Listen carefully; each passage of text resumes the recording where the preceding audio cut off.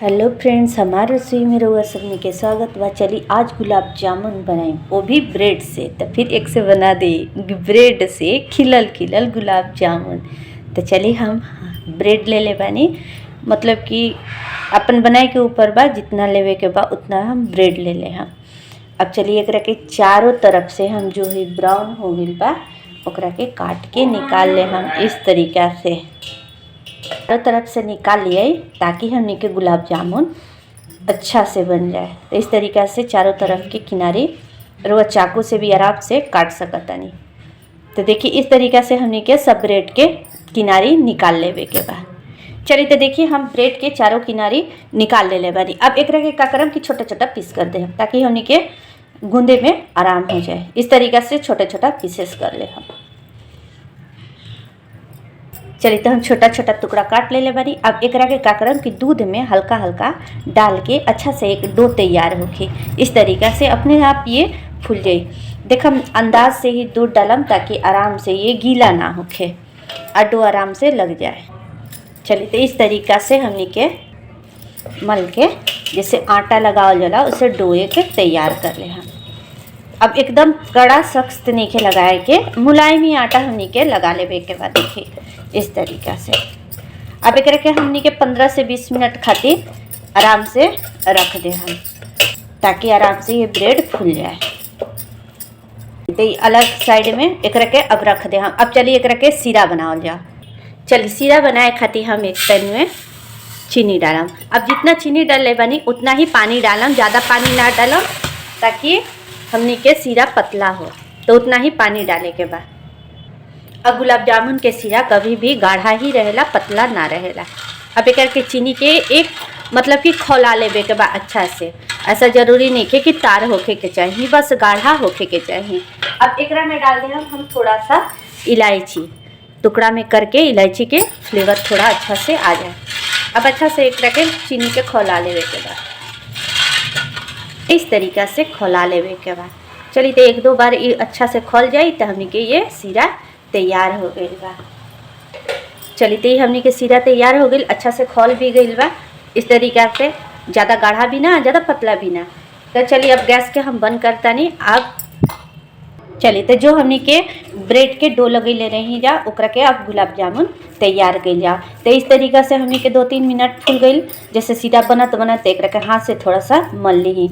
ओकरा बाद हाथ में घी अच्छा रिफाइन ऑयल ओकरा के लगा के हाथ से छोटा छोटा हम बना ले हम एक बॉल के तरह छोटा छोटा। इस तरीक़ा से हमने के सारा बॉल तैयार कर लेवे के बाद जैसा मतलब गुलाब जामुन के साइज होला उस तरीक़ा से रुआ बना ले। जरूरी नहीं कि किसी तरीक़ा से चाहिए तो इस तरीक़े से लम्बा लम्बा बना लेवे के बाद इसी तरीके के सारा बॉल हमने के ब्रेड के तैयार करिए। और बहुत ज़्यादा यकीन मानी बहुत ज़्यादा जूसी होखेला।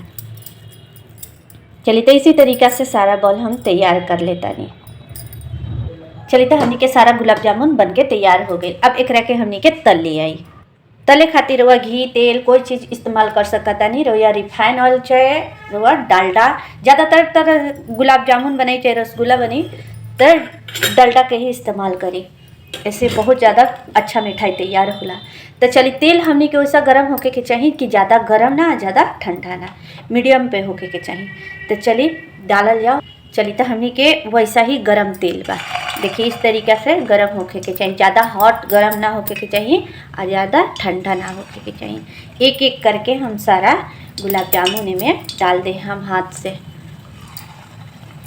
थोड़ा सा और हाथ से चिकनाते चिकनाते आराम से डाल देवे के बाद ध्यान रहे कि एकरा के बराबर जब 2-3 मिनट हो जाए तो बराबर चलाएं हाथ से। अब बहुत ज़्यादा टेस्टी हो गई, यकीन मानिए एक बार बना के ज़रूर देखम जा। हम तो बता देता नहीं रुआ के, लेकिन बनाई थोड़ा सा भी फेल ना होगी कि ऐसा बन गई वैसा बन गई, तनिक भी ना होगी। बहुत आराम से तैयार होला। इस तरीक़ा से रुआ चलावत रहा। अभी न कि एक बार 15-20 गो डाल देनी और ओकरा के चलाए में दिक्कत हो जाला। तब बराबर हुआ चलावत रहम। आँच के तेज़ नहीं के करे के मीडियम करे के बा। आँच तेज़ कर दे हम तरा और गुलाब जामुन चल जाई। तो ये चलते आँच के तेज़ नहीं के करे के एकदम सुनहला लाल लाल जैसे गुलाब के जामुन जैसा रहेला उस तरीक़ा से हमें के तल लेवे के बाद चला दे। चलते कुछ बाद में भी तल ले आए और कुछ थोड़ा थोड़ा करके तल जाए। ऐसे का होखेला कि बराबर चली तो बराबर खिलल रही। याद रहे सीरा उसी समय बनाएम कि जब गुलाब जामुन हुआ बनावे के होके, न तो ठंडा सीरा में कभी भी गुलाब जामुन होए, रसगुल्ला होके, कोई चीज़ होके, काला जामुन होके, कोई भी थोड़ा सा सुसुम होखेला तबे डालल जाला कि वो अच्छा से खिल जाए। अगर ठंडा और सीरा रही तो ओकरा में ना डालम, ना तो और मिठाई खिली ना अंदर तक ले। तो इस तरीक़ा से चलावत एकदम गुलाब की तरह कर लेबे के बाद देखिए बराबर चलाएं, बराबर राउर होगी। अगर छोड़ दे हम तो एक तरफ जल जाई, एक तरफ लाल हो जाई। तो इस तरीक़ा से छोड़े के नहीं के बराबर इस तरीक़ा से चलावत रहे के बाद। चलिए तो हमारे रेसिपी रोग लोग कैसा लगा था कमेंट में जरूर करम। नया हो तुम तो सब्सक्राइब करल ना भूलम जो चैनल के। चलिए तो देखिए गुलाब जामुन के तरह के हो जाए के चाहिए एकदम बराबर एक रखे तलते हुए। अभी नहीं कि हम बतैले बनी नू कि कभी भी छोलनी के बराबर एक रखे कलछी के चलावत रहम कि राउर ये बराबर एकदम, और मतलब कि हो जाला ना कि बराबर जो चीज़ पक जाला वो आराम से कलर भी अच्छा लगेला, देखे में भी खाए में भी दोनों अच्छा लगेला। अब अगर छोड़ छोड़ के कोई चीज़ चलाए तो वो पकी ना, एक तरफ पकी एक तरफ कच्चा रही, एक तरफ कलर हुई एक तरफ ना होती। तो इस तरीके से वो चलावत रहम अब बहुत ज़्यादा अच्छा से राउर हो जाए। तो ये हमनी के तैयार हो गई बा। अब एकरा के का करम कि अच्छा से एकरा के छान लेवे के बा। आज बतैले बनी कि एकदम गरम सीरा जैसे सुसुम सीरा थोड़ा सा होके के चाहिए उसी में रवा डाल दे हम। चलिए तो हमनी के सीरा जो तैयार के लेनी ना ओकरा में डाल दे हम, अब फिर छोड़ दे हम। इसी तरीक़ा से सारा हम रसगुल्ला बना के डाल, सारा हम रसगुल्ला हमनी के गुलाब जामुन दबा के अब एक के 5 से 10 मिनट तक ले रस में डुबो के छोड़ दे हम हिला के। अगर रस पूरा तकले रहे तो कोई टेंशन ही ना रहे। थोड़ा सा ये छड़ा बड़ा बर्तन बा, इस तरीक़े से हम डुबा के 10 मिनट खातिर वेट करम ताकि हमनी के रसगुल्ला में रस आराम से खिल जाए।